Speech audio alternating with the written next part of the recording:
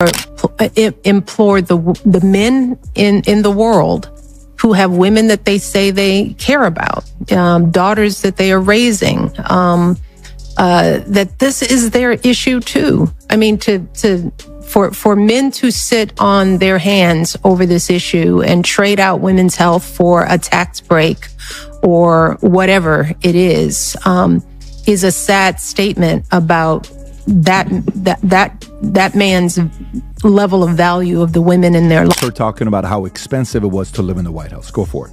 It's expensive to live in the White House. Yeah. As many people don't know. Sure. I mean, much is not covered. You're paying for every bit of food that you eat. You're not paying for housing and the staff in it, but everything, even travel. If you're not traveling with the president, if your kids are coming on a Bright Star, which is the First Lady's plane, we had to pay for their travel to be on the plane. Michelle Obama entered with her signature presence of untouchable celebrity status.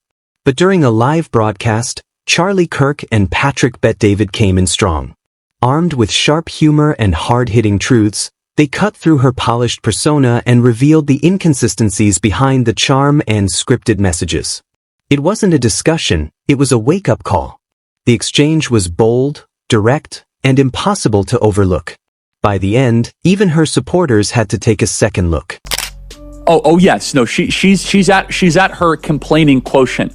But I guess she's talking about abortion there as if, like, women's health. But let me just be clear.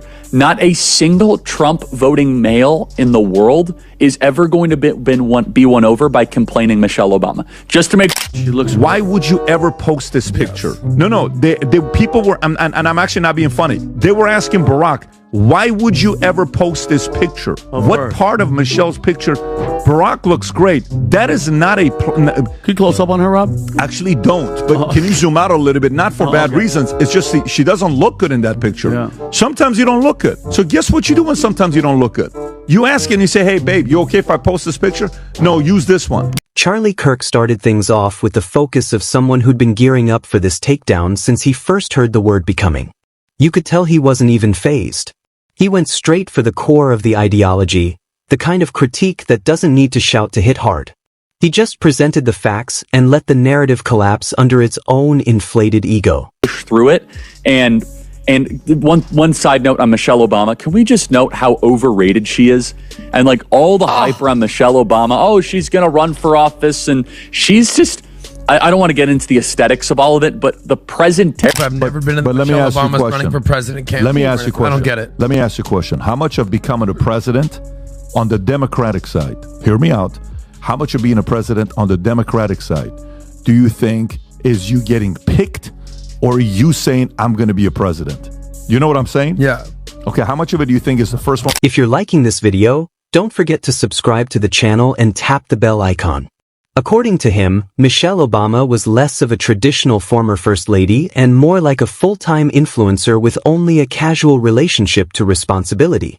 Somewhere between the Netflix contracts and the book signings, she seemed to lose sight of the fact that Americans remember actual events, not just polished camera shots and carefully curated motivational speeches. Recently, I have mourned the dimming of that hope, and maybe you've experienced the same feelings, that deep pit in my stomach, a palpable sense of dread about the future. It's so dark.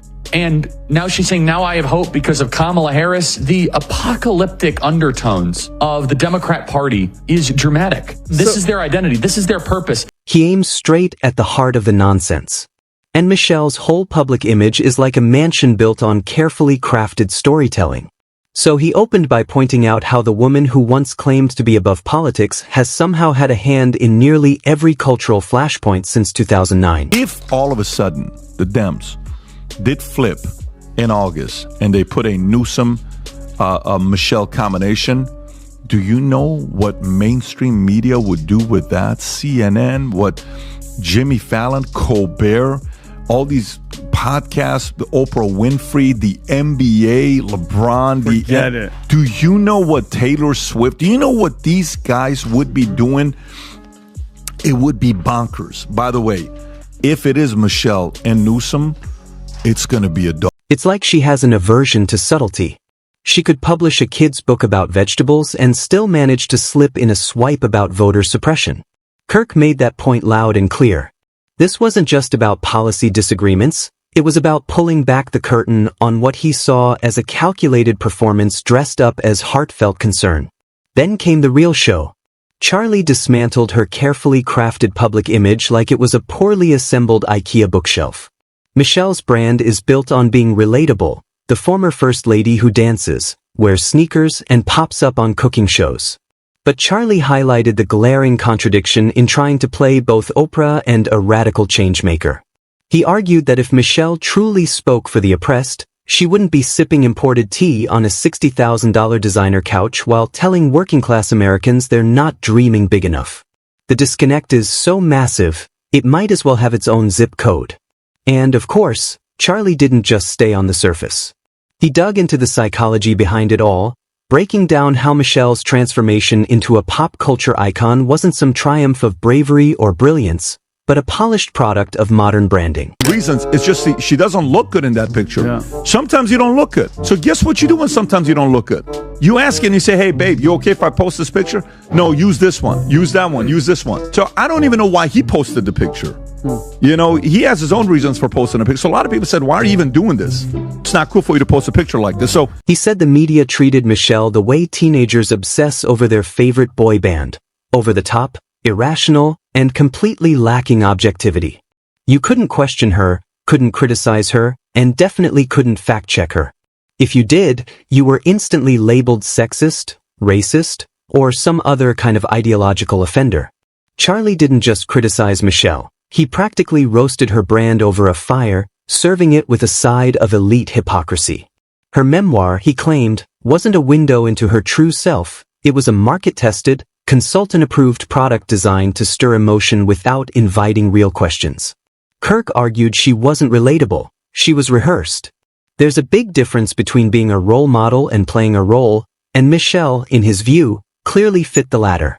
According to him, every emotional interview, every quote about hardship, every subtle jab at America's character, it was all strategically crafted.